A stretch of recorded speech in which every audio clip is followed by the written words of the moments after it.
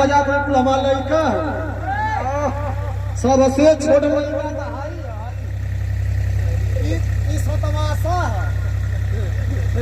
पिछड़ी पिछाड़े एक दिन हमसे कहा था पापा चल जा कमाए चल जा भैया मेहरारू लड़कन का बात मान के चल गई कमाए तबियत तो खराब रहबा एको हफ्ता ना बीतल हमार तबियतिया और गढ़ुआई गई जब घरे फोन करी मालकिन से कहानी सुनत रहे हमार तबियत तो खराब है काला सैया बलमुआ तबियत खराब है जाओ नटैची लेके गला अटैची लेके चल गईली तुरंत स्टेशन पर जाके रेल कटा के टिकट पर चढ़ गई टिकट कटा के रेल पर चढ़ गई आज के जब अपने शहर में उतर गई हमारे गांव के ढेर रक्षा वाला मिलल कहला रमेश भैया बड़ा जल्दी गेला चल कौनो बात है का कहीं नहीं यार तबीयत खराब है उ रिक्शा वाला हमके बुद्धि दिला कला मरदोजा में कहा से दवाई लेला कहली बाप पैसा ना दवाई हम कैसे ले एक हफ्ता तब भयल कथा मरदा तब सरकारी हॉस्पिटल में जा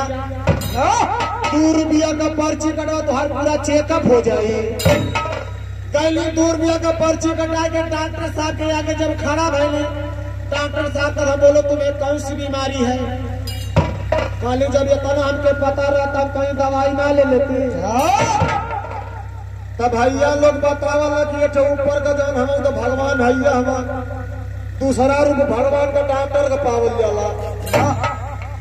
डॉक्टर का अलग तुम्हारी बीमारी मुझे समझ में नहीं आ रही है काम करो जाओ बाहर एक शीशी खोज कर और अपना पेशाब करके लेके आओ मैं तुम्हारा पूरा चेकअप कर दूंगा गई बारे छोट शीशी खोज लगी ना मिलल कौन पी के फेंकल रहा रम वाला बोतल वही के उठौली भर के डॉक्टर साहब के काउंटर पर रख दिले डॉक्टर साहब का तो बेवकूफ मैं इतना क्या करूंगा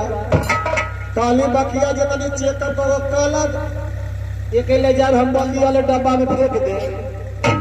बेचारू चेकअप कर दर्द दवाई दिला और जो पकड़वा लेके केकवा के पहरवान निकल थी तब हमारे सरवा लऊ की गया आज जब सरवा लऊ की गल लगल बोतलवा छोराव कहली कहीं ऐसा न होगा कि मोर सरवा पूछे कि जीजा कमा के आज उधर रम वाला बोतल ले ले लगल चोरावे भैया जब हमार सरवा हमारे पजरे आई गल बस कहा कल बेगी का चैन खोल के अपने बेगी में रख ले कल जीजा आई गल हम कहीं हाँ बाबू आ तो गली कल चला कल के दीदिया गई चल गई ससुरारी अनारे घर वाले कोठरी में सुताई गए जब सुता दिला जब 10 बजल रात तो तबियत हमारे और बढ़ुआई गई लगनी तोहरे तब हमारे सास जाग गई सास जगल जब याद जब हमार सीना छुअत है तो हमार सीनमा लगल चिल्लाए अरे सुना धीरे तब हमारे मलकिनिया जाग गई अब हम मलकिनिया यार हमार कपार छुआ थी तो हमार कपड़ा लगल रो हमार मलकिनिया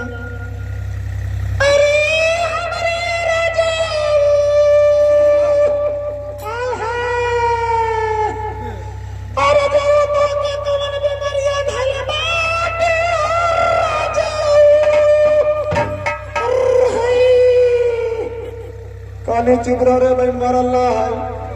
तो हमारे सास पढ़ल लिखल रहन लगली समझाओ पागल है अरे रोवत ही बाबू का तबीयत खराब है जल्दी जो घर में से तेल लिया के कपारे पर रख हमार मेहरुआ कलम आई रे सजवा का तेल खत्म हो गया दलिया निछाना बनौले हैं कहते पागल है अरे जो